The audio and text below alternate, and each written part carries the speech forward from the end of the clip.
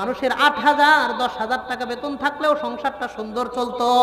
এখন 20,000 টাকা, 15,000 17,000 টাকা বেতন। বলেন তো টেনশন আগের তুলনায় কমছে না বাড়ছে? টেনশন কমে নাই, সিদ্ধাতিল মাউনা, মানুষের জীবনযাত্রা কঠিন হবে। 3 নাম্বার নবীজি বলেন ওয়াজাউরিস সুলতানি আলাইহিম, ওই এলাকার মধ্যে আল্লাহ জালেম শাসক, দুর্নীতিবাজ শাসক আল্লাহ নিযুক্ত করে দিবে। ব্যবসায়ীরা ভেজাল করলে জালেম শাসক আল্লাহ পাঠিয়ে দিবেন, যাও এদিকে ঠিক করো, এদিকে সাইজ করো। আল্লাহ আমাদেরকে বুঝবার তৌফিক দান করেন, বলেন আমিন। 1 নাম্বার মানুষ প্রকাশ্যে গুনাহ করবে, গুনাহটারে গুনাহই মনে করবে না। যে এলাকার মানুষ প্রকাশ্যে গুনাহ কইরা গুনারে গুনাহ মনে করে না, 2টা শাস্তি দিবেন। 1 নাম্বার মহামারী দিয়ে দিবেন, 2 নাম্বার নতুন নতুন রোগ দিয়ে আল্লাহ তাদের শাস্তি দিবেন। 2 নাম্বার ব্যবসায়ীরা ওজনে কম দিবে, তাদের মধ্যে আল্লাহ 3টা শাস্তি দিবেন। বরকত কমে যাবে, জীবনযাত্রা কঠিন হবে, দুর্নীতিবাজ শাসক আল্লাহ তাদের উপর চাপায় দিবেন। 3 নাম্বার কথা আল্লাহ নবী বলেন ওয়ালাম ইয়ামনাউ যাকাতা আমওয়ালিহিম, শেষ জামানার ধনী মানুষরা যাকাত দিতে চাইবে না। সমাজের বহু ধনী মানুষ, শিল্পপতি, ব্যবসায়ীরা রমজান আসলে যাকাত দেয় না। এমন ব্যবসায়ী, শিল্পপতি, ধনী সমাজে আছে না নাই? আল্লাহর নবী বললেন ওয়ালাম ইয়ামনাউ যাকাতা আমওয়ালিহিম, শেষ জামানার মানুষরা যাকাত দিতে চাইবে না। ইল্লা মুনিউ আল কতরা মিনাস সামা, যে এলাকার ধনী মানুষরা যাকাত দেয় না সেই এলাকার মধ্যে আল্লাহ তাআলা রহমতের বৃষ্টি চিরদিনের জন্য বন্ধ করে দেয়, বলেন নাউযুবিল্লাহ। আল্লাহ আস্তে আস্তে বৃষ্টি বন্ধ করে দিবে, যাকাত দিবে না, আল্লাহ বৃষ্টি বন্ধ করে দিবেন, এটা শাস্তি। এই জন্য গত 2 বছরে বৃষ্টির জন্য যেই পরিমাণ নামাজ বাংলাদেশে হয়েছে, আমি আমার 30 বছর জীবনে এই 2 বছরের মতন বৃষ্টির নামাজ কোনোদিন দেখি নাই। কথা কন, ঢাকায় বৃষ্টির নামাজ হয়, অমুক জায়গায় হয়, সেই জায়গায় হয়, মোহাম্মদপুরে হয়, হ্যাঁ শেখ আহমদুল্লাহ নামাজ পড়তেছেন, মাহফুজুল হক সাহেব নামাজ পড়তেছেন, বড় বড় বুজুর্গ ব্যক্তিরা বৃষ্টির নামাজ পড়তে হয়। আগে আমরা কোনোদিন বৃষ্টির নামাজ কি তা গ্রামের মানুষ জানতোই না। কথা কন ঠিক কিনা? তো মানুষ আস্তে আস্তে যাকাত দেওয়া বন্ধ করে দিতেছে, এই জন্য আল্লাহ বৃষ্টিও বন্ধ করে দিতেছে। তারপরেও তো বৃষ্টি হয়, বহুত মানুষ যাকাত দেয় না, বৃষ্টি হয় না, হয়তো নবী জবাব দিয়ে বলেন ওয়ালাউলা আল বাহাইমু লাম ইউমতারু,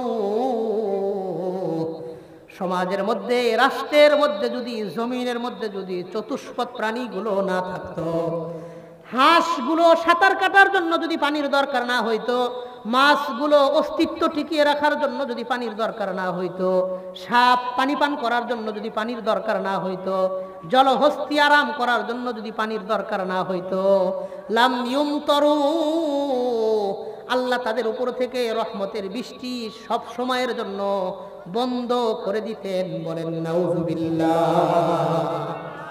এই চতুষ্পদ প্রাণীগুলোর বৃষ্টির দরকার আছে, এই জন্য আল্লাহ তাদেরকে বৃষ্টি দেন। আমার আপনার আমলের কারণে বৃষ্টি পাই না, ওই নাবুজ চতুষ্পদ প্রাণীগুলো, তাদের জন্যই আমরা বৃষ্টি পায়া থাকি, বলেন সুবহানাল্লাহ। তাহলে 3 নাম্বার কথা নবীজি জানাইলেন ওয়ালাম ইয়ামনাউ যাকাত আমওয়ালিহিম, শেষ জামানার মানুষ যাকাত দিতে চাইবে না। 4 নাম্বার কথা আল্লাহ নবী বলেন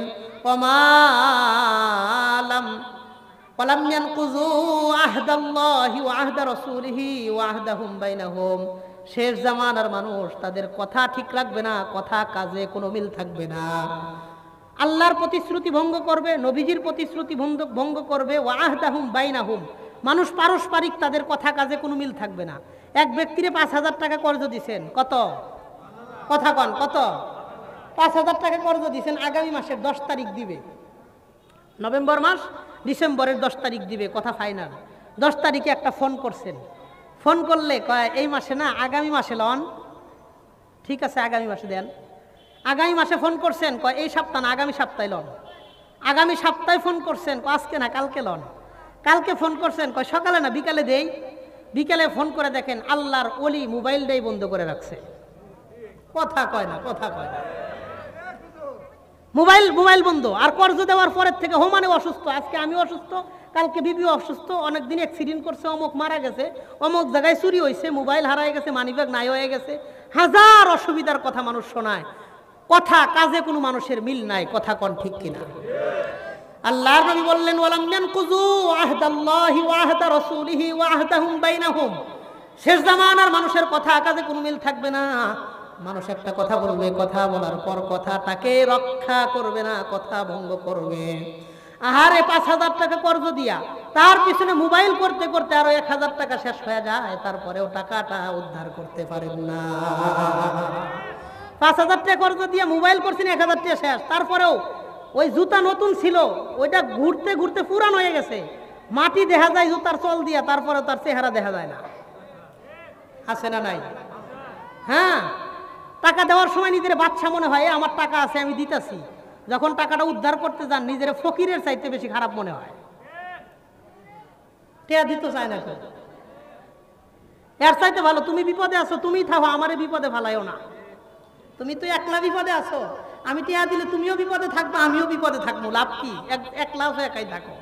এই জন্য মানুষের কথা নষ্ট হয়ে গেছে। এই জন্য মানুষ আর কর্জ দেয় না, সুদ দেওয়ার বেলা সবাই ওস্তাদ। দেরি করবা করো, আরো দেরি হলো, অসুবিধা নাই, টাকা তো মাসের মাসে আমি পাইতেছি। কথা কন? মানুষের কথা নষ্ট হওয়ার কারণে কর্জ নষ্ট হয়ে গেছে, লেনদেন নষ্ট হওয়ার কারণে কর্জ দেয় না, সুদ দিবে, অসুবিধা নাই। আমরা যদি কথা ঠিক রাখতাম তাহলে মানুষ আমাদেরকে কর্জ দিত, সুদ দিত না। কথা কন? আল্লাহ আমাদেরকে বুঝবার তৌফিক দান করেন, বলেন আমিন।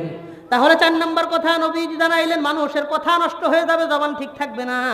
৫ নম্বর কথাটা আরো বাস্তব। আল্লাহর নবী বলেন ওমা লাম তাহকুম আইম্মাতুহুম বিকিতাবিল্লাহ। সে জামানার মানুষ কোরআন সুন্নাহ ভিত্তিক ফয়সালা করবে না, কোরআন সুন্নাহ অনুযায়ী তারা সিদ্ধান্ত গ্রহণ করবে না। দেখবেন বাবা মারা গেছে, ভাইয়েরা বোনদেরকে সম্পত্তি দেয় না, বোনের সম্পত্তি মায়েরা নিয়ে নিজেরা ভক্ষণ করে নেয়, দখল করে নেয়। বাবা মারা যাওয়ার পরে বোনেরা বাড়িতে আসলে তাদের সাথে কুকুরের মতন আচরণ করে, এমন ভাই এই এলাকাতেও আছে না? নবী ৫ নম্বর কথা বললেন, মানুষ অন্যের সম্পত্তি মায়েরা খাওয়ার নেশায় থাকবে। কেমনে আরেকজনের সম্পত্তির মধ্যে প্যাঁচ লাগানো যায়, কাগজপত্র গাইটটা ঘুরটা নিজে টাকা খরচ করে দুইজনের মধ্যে দ্বন্দ্ব লাগায়, আছে না নাই? হয় তোমরা যদি না পারো আমারে দায়িত্ব দাও, আমি সমাধান করে দিতেছি, আমারে ৫০,০০০ দিয়ে রাখো। এমন অনেক হিতাকাঙ্ক্ষী সমাজে আছে না নাই? কথা কন আছে না নাই? আছে, অভাব নাই। নবী বললেন শেষ জামানায় মানুষ অন্যের সম্পত্তি মায়েরা খাওয়ার নেশায় থাকবে।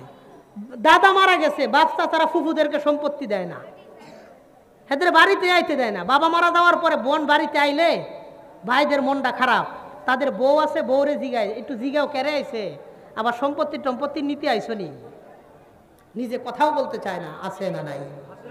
অহরহ সম্পত্তি অন্যকে দিতে চাইবে না, নিজের সম্পত্তি কোরআন সুন্নাহ ভিত্তিক ফায়সালা করবে না। বহু আবার অনেকে একটু সুফি, যারা একটু ভালো টাকা পয়সা কিছু দিয়া বোনদেরকে বিদায় করে দেয়, সম্পত্তি দেয় না। যদি বোনেরা নিজের আত্মার জায়গা থেকে সন্তুষ্টির কারণে দেয় আলহামদুলিল্লাহ, কিন্তু যদি না দেয় তাহলে এই সম্পত্তি আমার আপনার জন্য ভক্ষণ করা জায়েজ হবে না, হারাম হবে। আল্লাহ আমাদের বোঝার তৌফিক দান করেন, বলেন আমিন। তাহলে আল্লাহর নবী এই হাদিসের মধ্যে আমাদেরকে ৫টা কথা জানাইলেন। ১ নম্বর, শেষ যুগের মানুষরা প্রকাশ্যে গুনাহ করবে, গুনারে গুনায় মনে করবে না। ২ নম্বর, ব্যবসায়ীরা ওজনে কম দিবে। ৩ নম্বর, ধনী মানুষরা যাকাত দিতে চাইবে না। ৪ নম্বর, মানুষের কথা কাজে মিল থাকবে না, ওয়াদা রক্ষা করবে না, একটা বলবে করবে আর একটা ওয়াদা রক্ষা করবে না। ৪ নম্বর কথা ৪ নম্বর কথা গেল। ৫ নম্বর কথা নবীজি বলেন মানুষ অন্যের সম্পত্তি ভক্ষণ করার নেশায় থাকবে, কোরআন সুন্নাহ মাইনা মানুষকে সম্পত্তি দিতে চাইবে না। বলেন তো এই ৫টা অন্যায় বর্তমান সমাজে আছে না? না, ৫টা অন্যায় ব্যাপক আকারে আছে। এবার আরেকটা হাদিস আপনাদেরকে শোনাই, আমার সময় শেষ হয়ে আসতেছে।